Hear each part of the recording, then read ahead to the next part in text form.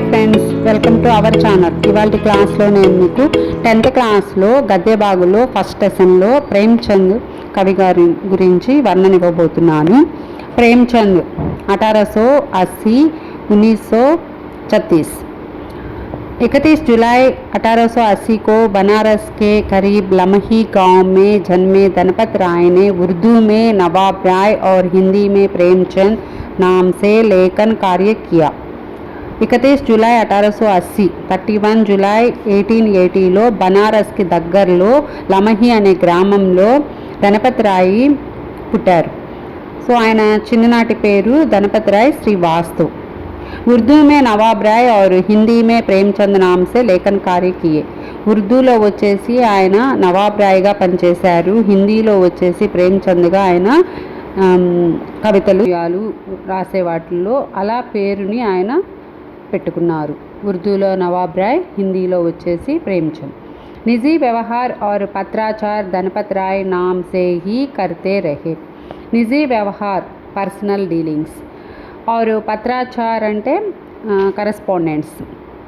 ధనపత్ రాయ్ ఆ పేరుతోటే ఆయన వర్క్ చేశారు.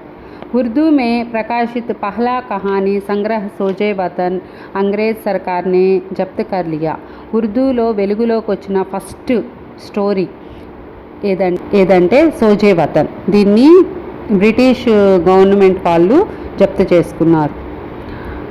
జప్త్ కర్ లియా. आजीविका के लिए स्कूल मास्टरी, इंस्पेक्टरी, मैनेजरी करने के अलावा इन्होंने हंस माधुरी जैसी प्रमुख पत्रिकाओं का संपादन भी किया। आजीविका అంటే జీవనాధారం. సో జీవనాధారం కోసం స్కూల్ మాస్టరీ, ఇన్స్పెక్టరీ, మేనేజరీ ఇవి కాకుండా హంస మాధురిలో ఆయన విలేకరుగా అంటే ఎడిటింగ్ ఆ వర్క్ అనేది చేశారు. कुछ समय बॉम्बे की फिल्मी नगरी में भी बिताया। కొంతకాలం బొంబాయిలో ఫిల్మ్ ఇండస్ట్రీలో కూడా వర్క్ చేశారు. లేకిన్ వహా ఉన్హే రాస్ నహీ ఆయ్, కానీ ఆయనకి అక్కడ సాటిస్ఫై కాలేదు, అంతగా ఇష్టపడలేదు. యద్యపి ఉనికి కై కృతియా పర్ యాదగార్ ఫిల్మే బని. చెప్పాలంటే యద్యపి ఉనికి కై కృతియా అంటే ఆయన చాలా కావ్యాలు వచ్చేసి ఫిల్మ్ ఇండస్ట్రీలో ఎంతకాలం అయితే గడిపారో అవన్నీ కూడా ఆయనకి గుర్తుగా ఉండిపోయాయి.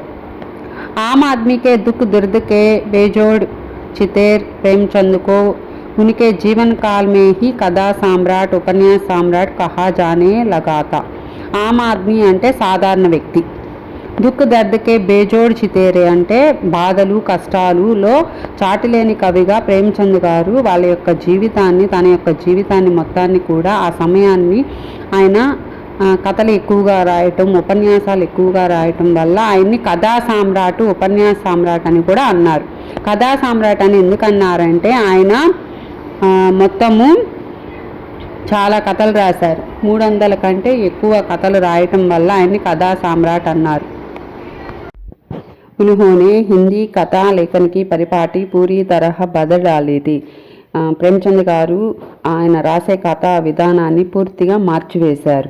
अपनी रचनाओं में उन्होंने उन लोगों को प्रमुख पात्र बनाकर साहित्य में जगह दी जिन्हें जीवन और जगत में केवल प्रताड़ना और लांछन ही मिले थे.